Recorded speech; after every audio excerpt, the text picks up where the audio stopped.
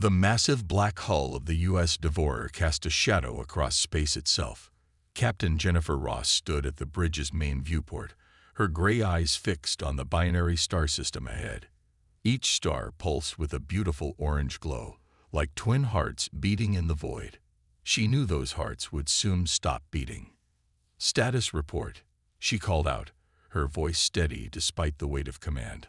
"All systems ready, Captain," Officer Kevin Powell responded from his station. "The harvesting arrays are at full power. We can begin on your command." Jennifer nodded, her short blonde hair catching the starlight. 10 years ago, she would never have imagined commanding a ship designed to eat stars. But Earth had changed. Their world had burned through its resources, and desperate times called for desperate solutions. The bridge crew worked in silence, each person aware of their role in what was about to happen. The star-eating process had become routine for them, even if it still felt wrong sometimes. The huge ship, nearly the size of Earth's moon, carried the hopes of billions back home. "Captain," Commander Alan Wright's voice cut through her thoughts. "We're detecting signals from the third planet. They're artificial." Jennifer's stomach tightened. "Life signs?" "Yes, ma'am. Advanced civilization. They call themselves the Zixteri." This wasn't supposed to happen. Their scans had shown no signs of intelligent life in this system. Jennifer walked to the communication station, her boots clicking against the metal floor. "Open a channel," she ordered. The main screen flickered to life, showing a creature with crystalline features and eyes that sparkled like starlight. Its voice came through the translator in musical tones. "Unknown vessel, you approach the sacred hearts of our system. State your purpose." Jennifer took a deep breath. "I am Captain Jennifer Ross of the Earth vessel U.S. Devourer. She paused, knowing how her next words would sound. "We are here to harvest your stars." The alien's crystalline face seemed to crack with confusion. "Harvest stars? We do not understand." Dr. Lisa Martinez stepped forward, her tablet displaying complex energy readings. "Captain, if I may." At Jennifer's nod, she addressed the alien. "Your binary stars produce enough energy to power Earth's colonies for 50 years. Our technology allows us to extract and process that energy." The alien's response came quickly, its musical voice now sharp with fear. "Extract? You mean to take our stars?" "We need this energy," Jennifer said. "Earth's resources are nearly gone. Millions will die without it." The creature's crystal skin had grown pale. "But you speak of eating our gods, the sacred lights that gave birth to our people." More aliens appeared on the screen behind the first, all showing signs of panic. Jennifer felt the familiar guilt rising in her chest, but she pushed it down. Earth needed this. "Begin harvesting sequence," she ordered, her voice firm. "Captain," Commander Wright protested, "we should discuss this further. They're an advanced species. Maybe we can negotiate." "There's nothing to negotiate," Jennifer cut him off. "You've seen the reports from Earth. The brownouts are getting worse. The food production facilities are failing. We need this energy." The massive ship's harvesting arrays began to unfold like metal flowers blooming in space. Each petal was kilometers long, designed to channel and contain the power of a star. On the screen, the aliens were praying, their crystal bodies glowing with internal light. "Please," their leader begged. "Our entire civilization depends on these stars. They are our parents, our gods, our light." Jennifer wanted to look away but forced herself to watch. This was the price of humanity's survival. "Mr. Powell, start the sequence." The harvesting arrays powered up, sending out beams of dark energy that began to pull at the nearest star. The orange giant's surface rippled like water in a disturbed pond. "Energy containment at optimal levels," Dr. Martins reported, but her voice shook slightly. "First stage of stellar matter extraction beginning." The alien screams of horror filled the bridge as they watched their star being pulled apart. Streams of plasma flowed through space like rivers of fire, all flowing toward the Devourer's waiting maw. "Captain," Officer Powell called out, his young face pale. "The aliens are launching ships." "Defensive screens up," Jennifer ordered. "But do not fire unless fired upon." "Commander Wright, try to make them understand. We don't want to hurt them." Wright worked at his console, broadcasting messages of peace, even as their ship continued to drink their star. The alien vessels, small and crystalline like their makers, formed a line between the Devourer and their stars. "Please," Wright transmitted, "don't make this harder than it has to be.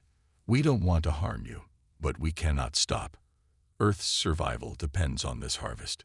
The alien ships didn't attack. Instead, they linked together, forming a barrier of light and crystal. Their combined energy signature grew stronger and stronger. "They're trying to disrupt our harvesting beams," Dr. Martins reported. It's beautiful, actually. They're channeling the star's energy through their own bodies." Jennifer watched the brave but futile display. The Devourer's technology was too powerful, designed by desperate humans who had learned to eat stars to survive. The harvesting beams cut through the alien barrier like scissors through paper. "First star at 20% extraction," Powell reported. "Energy levels holding steady." On the screen, the alien leader had fallen to its knees. "You're not just taking our stars," it said, its voice filled with horror. "You're teaching the galaxy that such things are possible. Others will follow your example. The great lights will go out, one by one, until darkness claims everything." Jennifer felt those words like a physical blow. The alien was right. They weren't just taking their stars. They were showing the galaxy that stars could be taken. They were becoming the monsters that infant civilizations would fear. But she thought of Earth, of the billions struggling to survive, of children growing up in darkness because there wasn't enough power for lights, of farms failing because they couldn't power the environmental systems. "Continue the harvest," she ordered, and turned away from the screen. "And send our apologies. Sometimes survival requires terrible things." The first star continued to die, its ancient light feeding into the Devourer's massive holds. Soon, its twin would follow. And after that, they would move on to the next system, and the next, leaving darkness in their wake. Because Earth needed to survive, even if it meant becoming a horror that made other worlds tremble. As Jennifer watched the stars slowly disappear, she wondered if somewhere out there, in the vast darkness of space, something bigger and hungrier than humanity was watching and learning from their example. Perhaps someday, humans would look up at their own sun and see a dark shape blotting out the stars, coming to feed. The thought made her shiver, but she pushed it aside. That was tomorrow's problem. Today, she had a job to do, a planet to save, and a star to eat. Behind her, the alien voices continued to pray, their songs of mourning echoing across space as their gods died one mouthful at a time. Dr. Lisa Martinez couldn't sleep. The stars outside her viewport looked different now, more like food than light. She sat at her desk in the U.S. Devourer's Science Lab, watching recordings of their last harvest. The Zixteri's crystal ships still haunted her dreams, shattered into a million pieces by the force of their star-eating technology. "Computer, play the latest deep space transmissions," she said. The room filled with alien voices, all talking about Earth's fleet. The translation software worked overtime, converting hundreds of languages into English. The Star Eaters came from nowhere. They consumed the very light of creation. Their ships are black as the void. The humans are approaching the Centauri sector. Lisa rubbed her tired eyes. In just 3 weeks since their first contact with the Zixteri, news of Earth's fleet had spread across 20 star systems. Some aliens called them demons. Others called them gods. All of them were afraid. A knock at her door made her jump. "Come in," she called. Officer Kevin Powell stepped inside, looking as tired as she felt. The young officer's usual cheerful smile was gone, replaced by dark circles under his eyes. "Dr. Martinez, you need to see this," he said, holding out a data pad. "We're picking up something strange from the Andromeda arm." Lisa took the pad and studied the readings. Her eyes widened. "They're moving their stars," she whispered. "They're actually trying to move entire star systems." "Is that even possible?" "With enough advanced technology, yes." She stood up and began pacing. "They're so afraid of us, they're trying to hide their stars, like prey animals hiding from a predator." The ship's intercom crackled. "Senior staff to the bridge. Emergency meeting." When Lisa and Kevin arrived at the bridge, Captain Ross was already there with Commander Wright. The main screen showed a massive gathering of alien ships. "The Coalition," Wright explained. 50 species working together to stop us. They're calling themselves the Star Guardians." Captain Ross studied the tactical display, her face grim. "How many ships?" "Over 1,000, and more joining every day. They're spreading stories about us, Captain. Some say we're planet killers from another galaxy. Others think we're ancient cosmic horrors awakening from a long sleep."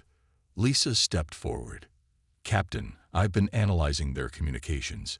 They're not just afraid. They're desperate. Many of these species have religious and cultural connections to their stars. To them, we're not just taking energy. We're eating their gods." "We're eating their gods because our people are dying," Ross replied sharply. "Computer, show Earth status report." The screen changed to show their home planet. Once blue and green, Earth now looked brown and gray. Power outages covered entire continents. Food production was down 60%. 4 billion people, Ross said quietly. 4 billion humans depending on us to keep them alive. We can't stop now. Maybe we don't have to. Lisa pulled up her research data. "I've been studying the star-eating process. I think we're being wasteful, with some adjustments to the harvesting arrays." The ship's alarm cut her off. Red lights flashed across the bridge. "Multiple ships dropping out of faster-than-light travel," Kevin reported from his station. "They're charging weapons." "Defensive screens up," Ross ordered. "All hands to battle stations." The Coalition ships emerged from hyperspace like a swarm of angry insects. They were all different shapes and sizes, built by different species, but they moved together with one purpose. "They're broadcasting a message," Wright said. A face appeared on the main screen, a being made of pure energy, its voice echoing with power. "Humans of Earth," it said, "we are the Star Guardians. Your hunger threatens all life in this galaxy. We offer you one chance to turn back." Ross stood tall. "This is Captain Jennifer Ross. We understand your fears, but we cannot stop. Earth needs this energy to survive." "Then you give us no choice." The energy being's voice grew cold. "We will not allow you to devour the light of creation. If you continue, we will be forced to act." "Sir," Kevin called out, his voice shaking, "I'm detecting energy buildups in their weapons, like nothing we've ever seen." Lisa rushed to her science station, checking the readings. "They've developed new technology," she said. "They're combining their different species knowledge to fight us." The first shots fired across space looked like liquid light. They splashed against the Devourer's shields, making the massive ship shudder. "Shields holding at 80%, Kevin reported. "But they're adapting, finding weak spots." Ross gripped her command chair. "We are not the monsters they think we are," she said firmly. "Commander Wright, keep broadcasting our message. Tell them about Earth. Make them understand." Wright worked at his console, sending images and data about Earth's crisis. But the Coalition ships kept coming. "Captain," Lisa said suddenly, "I'm detecting something strange. Some of these ships, they're powered by their crew's life force. They're literally burning their own energy to try to stop us." Ross closed her eyes for a moment. When she opened them, they were hard as steel. "They're willing to die to protect their stars," she said. "And we're willing to be called monsters to protect Earth. Ready the harvesting arrays." "But Captain," Kevin started to protest. "I know, son. I know." Ross watched as their massive ship turned toward the nearest star. "Sometimes being human means making impossible choices. Begin the harvest." The Devourer's arrays unfolded like dark wings against the starlight. The coalition ships scattered, their weapons useless against the sheer power of the human vessel. As the star began to die, Lisa watched the alien ships retreat, but she knew they would be back, stronger and better prepared. The galaxy was learning to fear humans, and fear was a powerful teacher. In her mind, she could still hear the Scifistories' prayers. Now they were joined by 1,000 other voices, all crying out against the darkness that humanity had become. She turned back to her research data, determined to find a better way. Because if they couldn't find a balance between survival and destruction, the price of keeping Earth alive might be the death of everything they once believed about being human. Outside the ship, the star continued to fade, its ancient light feeding the hungry maw of the devourer. And in the darkness between the stars, more coalition ships gathered, preparing for the next battle against the creatures who had taught the galaxy that even stars could die. The war for the light had begun, and humanity stood alone against a galaxy that saw them as the greatest horror since the birth of time itself. Engineer Mary Sullivan stood in the Devourer's main harvesting control room, watching as the red dwarf star died before her eyes. Her fingers danced across the control panel, adjusting power flows and energy containment fields. The star's light pulsed like a fading heartbeat. Energy conversion at 90%, she announced into her comlink. "This is our best harvest yet." "Good work, Mary," Captain Ross's voice crackled back. "How long until completion?" Mary checked her readings. The massive view screen showed rivers of stellar matter flowing through space, feeding into the Devourer's storage tanks. 2 more hours. This new compression system is working better than. Warning lights flashed red across her console. "Wait," she said, her voice tense. "Something's wrong. The star's core is singing." The harvesting chamber filled with an eerie melody, like crystal wind chimes in a storm. The sound came from the star itself, transmitted through the energy collection beams. "Stop the harvest." Dr. Lisa Martinez's voice cut through the noise. "Stop it now. The star is alive." Mary's hands flew across the controls, but the harvest was too far along. The star's light flickered and pulsed in patterns too regular to be natural. Like words, like screams. "Captain," Mary called out, "we need to make a decision fast. We can't safely stop the harvest at this stage." "But these readings, Dr. Martinez is right. There's something in there." The bridge crew watched in horror as shapes formed in the dying star's surface. Massive beings of pure light and energy, their bodies intertwined with the stellar matter itself. The Luminarians, a species that lived inside stars, revealing themselves too late. 4 billion people on Earth, Captain Ross whispered. Then, louder. "Continue the harvest." The star's song turned to a cry that made the ship's hull vibrate. Mary forced herself to watch as the light beings tried to escape, but they were too deeply connected to their stellar home. They died with their star, their bodies becoming part of the energy that would power Earth's cities. Hours later, Mary sat in the ship's mess hall, pushing food around her plate. The Luminarian song still echoed in her head. "Mind if I join you?" Mary looked up to see Lisa Martinez, the ship's chief physicist, holding a coffee cup. She nodded, and Lisa sat down. "I've been studying the readings from the harvest," Lisa said quietly. "Those beings, they were a completely new form of life. They might have been in every star we've taken." Mary put down her fork. "How do you live with it, knowing what we're doing?" "I think about my sister back on Earth," Lisa replied. "She has 3 kids. They've never seen a clear sky because of the pollution. Never had enough food because the farms can't get enough power." She paused. "But I also think about finding a better way." Their conversation was interrupted by the ship's alarms. Red emergency lights flashed through the mess hall.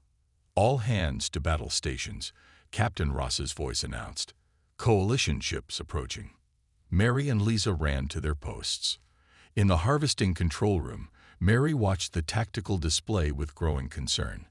Hundreds of alien ships surrounded them, but they weren't attacking. "They're deploying something," Officer Kevin Powell reported from the bridge.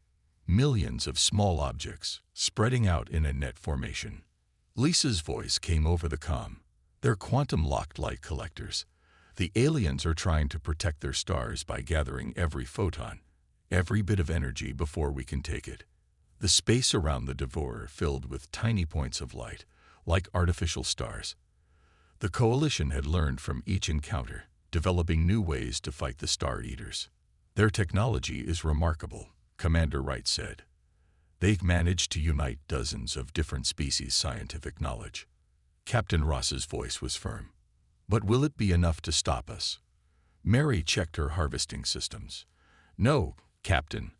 Our technology is still more advanced. We can break through their net. But, she hesitated. It'll take more power. We'll have to consume the stars completely. No leftovers. The weight of that statement hung in the air. Before, they had always left enough of each star for the local systems to survive. Taking everything meant death for any planets that depended on that light. The Coalition is broadcasting a message, Wright reported. The alien leader's voice filled the ship, speaking in perfect English. Humans, you force us to take desperate measures. We have seeded this entire sector with our quantum net. If you continue to feed, you will cause more death than your harvest could ever prevent. Mary watched as more Coalition ships arrived, carrying more of the light-catching devices. They were willing to dim their own stars to stop the humans from taking them completely. Captain Ross's voice was heavy with the weight of command. Engineer Sullivan, begin the harvest. Full power. The Devourer's systems hummed to life, its dark energy beams reaching out to the nearest star. The quantum net lit up, trying to catch every photon, but the human ship's hunger was too great. Mary worked her controls with mechanical precision, trying not to think about what they were doing. The star died faster than any before, its energy ripped away so quickly that space itself seemed to scream. Earth needs this, she whispered to herself. Earth needs this. But as she watched the Coalition ships retreat, carrying their failed technology and broken hopes, she wondered if Lisa was right. There had to be a better way. Because at this rate, they would earn every nightmare story told about them in the galaxy. The harvesting room's speakers crackled. Engineer Sullivan, Captain Ross called. Status report. Mary looked at her readings, at the completely dead space where a living star had been just hours ago. At the worlds now doomed to freeze in darkness. Harvest complete, Captain, she reported.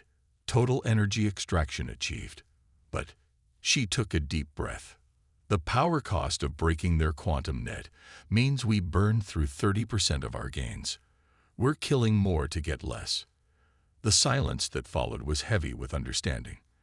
They were caught in a cycle, having to cause more destruction to overcome the Coalition's defenses, which would only make the Coalition fight harder. Log it, Ross finally said, and prepare for the next harvest. We keep going until Earth is saved or... She didn't finish the sentence. She didn't have to. Mary turned back to her controls, preparing the systems for their next target. Outside the ship, the quantum net glittered with stolen starlight, a barrier between humanity and the galaxy's light. They had become more efficient at taking stars, but the cost of that efficiency was their humanity. And somewhere in the darkness between harvests, Mary wondered if they would recognize themselves when this was all over. If they survived at all. Strategic Officer Daniel Carter stared at the star maps spread across his desk. Each dot of light represented a potential target, a star that could feed Earth's hungry cities. His job was to choose which ones would die. Computer, display Coalition fleet movements, he said. Red lines appeared on the map, showing enemy ship patterns. The aliens were learning, adapting. They now kept warships near the richest star clusters, protecting the biggest energy sources. His door chimed. Come in. Lieutenant Susan Baker walked in, holding a datapad. Her usual confident stride was missing. Sir, I found something you need to see. Daniel nodded to a chair. Susan sat down, her hands shaking slightly as she pulled up her findings. I've been studying the remnants of the stars we've harvested, she said. The empty space left behind. And I found patterns. Life patterns. Daniel leaned forward. What kind of patterns?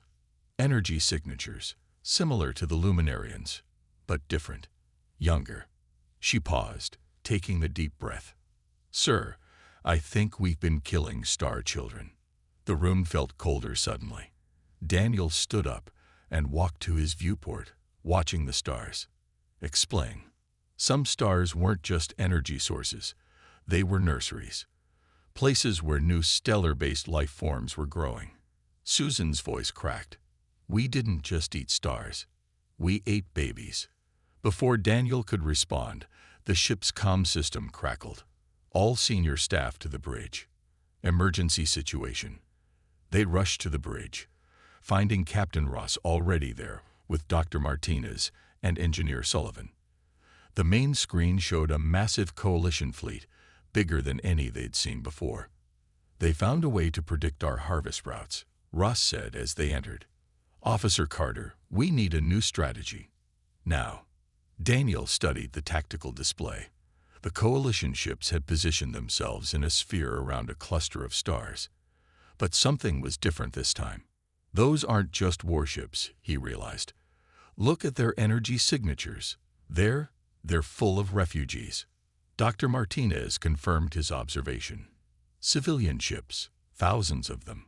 Species we've never seen before, all fleeing from our projected course. They're evacuating entire solar systems, Commander Wright added, leaving their homes because they think we're coming for their stars. The bridge crew watched in silence as more refugee ships appeared. Some were clearly not meant for space travel. Converted mining vessels, ancient cargo haulers, anything that could carry people away from the human fleet's path. Captain, Susan spoke up. I need to report my findings. She explained about the star children, her voice steady despite the horror of her discovery. When she finished, the bridge was silent except for the hum of equipment. So now we're not just destroying stars, Engineer Sullivan said bitterly. We're committing infanticide. We don't have a choice, Ross replied, but her voice lacked its usual conviction. Earth needs power, Daniel cut in. But we're not just taking power anymore. We're causing a refugee crisis across half the galaxy. Species are abandoning their homes in terror. They'd rather face the darkness of space than wait for us to come. The tactical display updated, showing more coalition ships arriving. They were gathering for a major battle. Sir, Kevin Powell called from his station. They're broadcasting on all frequencies. Playing now. A dozen alien voices filled the bridge, speaking in different languages, but translated into English. We know you can break our defenses. We know you can take our stars. But we will make you work for each one. We will make you see our faces, know our names, watch our children flee, until your hunger for light is choked by guilt. Captain Ross muted the transmission. Officer Carter, find us a way through their lines. We have a job to do. Daniel turned to his tactical displays, plotting courses through the coalition blockade. But each route he calculated would take them through clouds of refugee ships, through stars that might hold nascent life, through worlds that would freeze in darkness. There, he finally said, highlighting a path. We can break through here, near the red giant. It's their weakest point. That's where most of the refugee ships are gathered, Susan protested. Exactly. They don't think we'll attack there. They think we still have enough humanity left to avoid civilian casualties. Daniel's voice was cold. They're wrong. Because Earth needs this, and we've already gone too far to stop. Captain Ross studied the plan, her face a mask. How many civilian ships would be caught in our attack? At least 300, mostly families fleeing from the outer systems. Daniel met her eyes. But the red giant has enough energy to power Earth's grid for a decade. We can't pass that up. The bridge crew looked at their captain, waiting. In the silence, they could hear the continuing transmissions from the refugee ships. Children's voices, prayers, pleas for mercy. Plot the course, Ross finally ordered. But first, broadcast this message. You have 1 hour to clear the sector. Anyone remaining. She paused. Anyone remaining will be considered acceptable losses. The warning went out in all known languages. On the tactical display, the refugee ships began to scatter, but Daniel knew many wouldn't be able to move fast enough. Their makeshift vessels weren't built for quick escapes. This is what they'll remember about humans, Susan said quietly. Not our art or our music or our dreams. Just our hunger. Our willingness to burn everything in our path. The hour passed too quickly. The devourers' harvesting arrays extended, ready to feed. On the screen, hundreds of refugee ships still struggled to escape, their engines pushing past safety limits. Begin the attack, Ross ordered. The human ship moved forward, its black hull reflecting the light of the stars it was about to devour. Coalition warships rushed to intercept, but they were too late. The devourers' weapons opened up, clearing a path through the blockade. Daniel watched the tactical display, counting casualties. Refugee ships caught in the crossfire, warships torn apart trying to protect civilians, worlds about to be plunged into darkness. He recorded every death, every loss. Someone had to remember the price. Because humanity wasn't just eating stars anymore. They were eating hope, eating innocence, eating their own souls one harvest at a time. And somewhere in the darkness spreading behind them, Daniel wondered if they'd already gone too far to ever find their way back to the light. Communications Officer Peter Morris removed his headset with shaking hands. After 6 hours of listening to alien transmissions, his mind felt raw. The voices of dying worlds, fleeing refugees, and grieving species all blended together in a chorus of pain. Computer, save transmission log, he said. Date stamp, breaking point. His screen filled with new messages as another star system detected the devourer's approach. These aliens weren't begging or threatening anymore. They were simply saying goodbye to their stars, accepting their fate. The door to his communications room slid open. Dr. Lisa Martinez walked in, looking exhausted. Any response from Earth? She asked. Peter shook his head. Still nothing. It's been 3 days since we sent your new research findings. Lisa slumped into a chair. She had been working nonstop since they discovered the Star Children, trying to find a way to harvest energy without destroying developing life forms. They have to respond, she muttered. This changes everything. We're not just taking energy anymore. We're killing an entirely new form of life before it can even.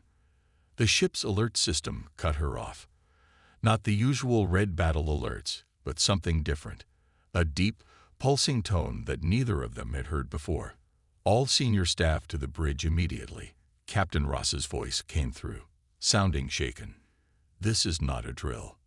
When they reached the bridge, they found the rest of the command crew already there. The main screen showed something impossible. A massive void in space where stars should be. What are we looking at? Peter asked.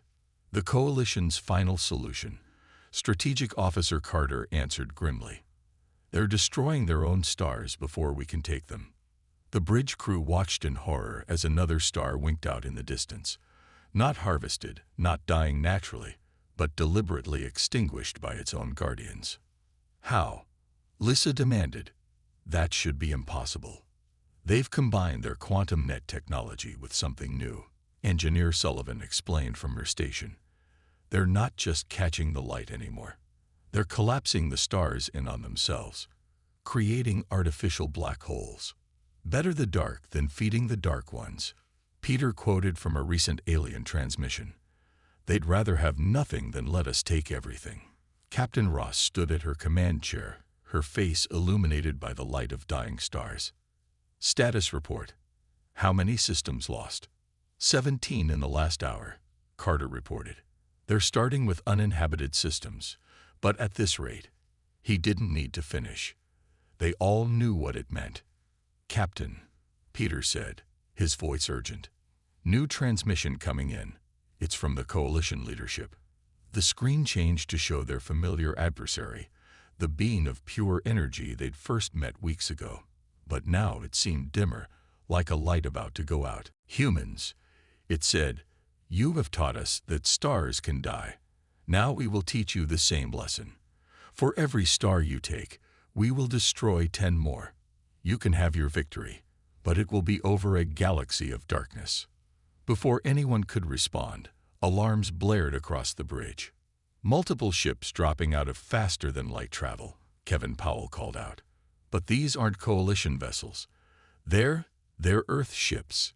3 massive vessels appeared alongside the Devourer, their hulls bearing the familiar Earth fleet insignia. The lead ship's captain appeared on their screen. "U.S. Devourer, this is Captain Linda Adams of the U.S. Horizon. We bring new orders from Earth Command." Ross straightened. "We're listening." "All star harvesting operations are to cease immediately." Captain Adams's face was grim. "The Coalition's response has forced Earth to reconsider its position. We can't win a war where both sides lose everything." "But Earth needs the energy," Ross protested. "The brownouts, the food shortages. Earth needs to survive." Adams cut her off. "But not at the cost of becoming the monster that destroyed the galaxy." Dr. Martinez's findings about the Star Children were the final straw. "We're changing course." Peter watched the emotions play across his crewmates' faces.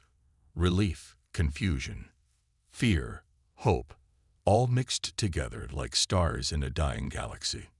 "New orders are as follows," Adams continued. "The Devourer is to stand down its harvesting arrays. Dr. Martins will transfer to the Horizon with all her research data. Earth has agreed to enter negotiations with the Coalition." Lisa stepped forward. "Captain Adams, I've been working on something. A way to harvest stellar energy without destroying the stars. If we combine Earth's technology with the Coalition's quantum nets." "That's exactly why we're here," Adams nodded. "Earth is proposing a joint research initiative.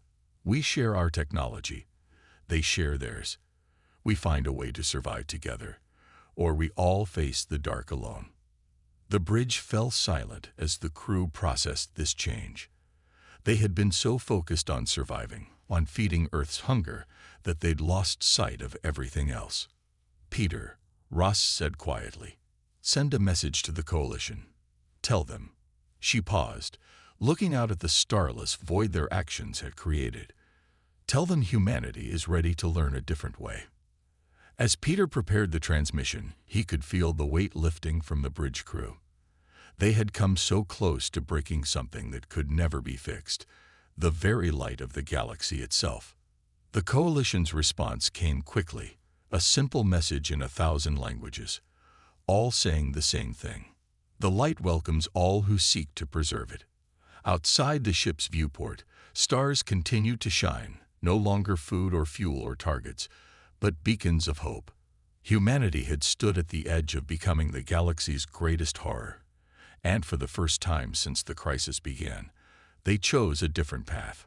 Peter sent out one final message, broadcasting on all frequencies in every language he knew. "From Earth to all species of the galaxy, we are sorry. We are hungry. We are learning. And we are ready to walk in the light together." The stars seemed to shine brighter as the message spread, as if the galaxy itself was witness to this moment when humanity chose to step back from the darkness they had nearly become. Captain Jennifer Ross stood in the great meeting hall of the Coalition's central ship, surrounded by beings of light, crystal, and energy. The U.S. Devourer floated outside like a dark reminder of what humanity had almost become. But today was about building something new. "The human delegation may approach," the Coalition leader announced, its energy form glowing softly. Jennifer walked forward with Dr. Lisa Martinez and Engineer Mary Sullivan beside her. They carried the plans for their new joint project, a way to share the stars' energy without destroying them. "3 months ago, we were enemies," Jennifer began, her voice clear in the translated space. "We were the monsters in the dark, eating your stars, threatening your worlds. Today, we come with a different hunger, a hunger for understanding." The alien delegates murmured among themselves. Many still showed signs of fear when they looked at the humans. Jennifer couldn't blame them. Lisa stepped forward, activating a holographic display. "We've combined our harvesting technology with the Coalition's quantum nets," she explained. "Instead of consuming stars, we can now share their energy, like drawing water from a river without draining it dry." The display showed their test results, stars giving up part of their power but remaining alive and healthy. Mary had worked day and night with alien engineers to make it possible. "The star children will be safe," Mary added, looking at the Luminarian representatives. "We've added detection systems to identify developing life forms. Those stars will be completely protected." A crystalline being from the Zixteri spoke up. "And what guarantee do we have that humans won't return to their old ways? That hunger doesn't grow stronger again." Jennifer took a deep breath. This was the moment everything depended on. "Show them," she ordered through her comlink. Outside the meeting hall's windows, the U.S. Devourer's massive hull began to change. Panels shifted and transformed as the ship's harvesting arrays retracted completely, replaced by the new hybrid technology they had developed together. "We're not just changing our tools," Jennifer said. "We're changing ourselves. Earth has passed new laws making it illegal to harvest stars without Coalition approval. We're asking to join your alliance not as conquerors, but as partners." The Coalition leader floated closer, its light pulsing with curiosity. "And what do humans offer in return for this trust?" "Knowledge," Lisa said. "Earth scientists have already started working with Coalition experts. We're learning from each other. Our hunger drove us to create amazing technology that can now be used to help instead of destroy." Mary activated another display, showing projects already underway. "We're building solar shields to protect younger civilizations from stellar radiation, developing ways to stabilize dying stars, even learning how to nurture star children as they grow." The meeting hall filled with excited discussion as the aliens reviewed the projects. Even the most suspicious delegates couldn't deny the potential benefits. "There's more," Jennifer added. "We're transforming the Devourer and our other harvesting ships into research vessels. Their crews will help map the galaxy, identify developing star life, and protect endangered systems." She looked out at the stars that would now continue to shine. "We came close to becoming the darkness we feared. Instead, we chose to be part of the light." The Coalition leader gathered its energy into a more focused form. "The Coalition has voted. We accept Earth's proposal for alliance. Together, we will find a way to feed all our peoples without dimming the galaxy's light." Cheers and signs of approval filled the hall. Jennifer felt tears in her eyes as she watched humans and aliens beginning to work together, sharing ideas and hopes for the future. Peter Morris's voice came through her comlink. "Captain, you need to see this. The new sensors are picking up something amazing." On the main display, a star they had thought dead was showing signs of life. The Coalition's quantum nets had preserved enough of its energy that it was rebuilding itself. "Stars can heal," Lisa whispered in awe. "With enough time and care, even the wounds we caused can heal." The Coalition leader addressed the gathered species. "Let this be remembered as the day the Star Eaters became the Star Guardians, when humanity's hunger for power became a hunger for wisdom instead." Mary's sensors began picking up more readings. "Captain, look. The star children we detected earlier, they're responding to the quantum nets. They're reaching out to us."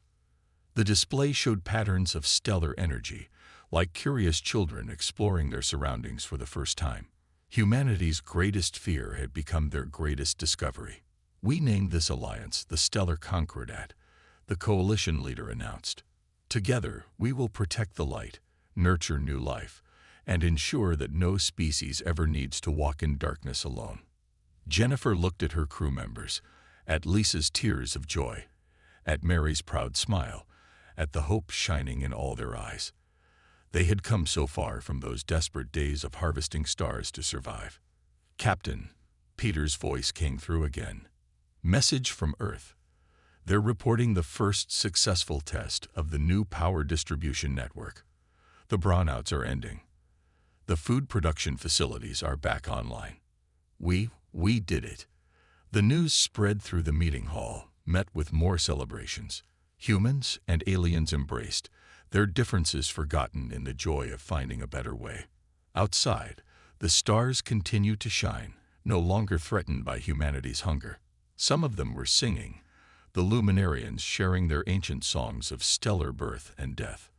Others pulsed with the energy of new life, star children growing stronger under the protection of their united guardians.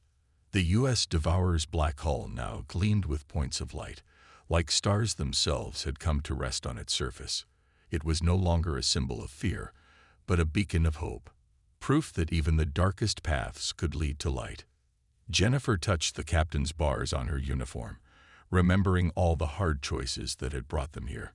"Send a message to Earth," she ordered Peter. Tell them we finally found our way home." The stars seemed to shine brighter in response, as if the galaxy itself was celebrating. Humanity had faced its darkness and chosen light instead. And in that choice, they had found not just survival, but a way to truly live among the stars. The age of the Star Eaters was over. The time of the Star Guardians had begun.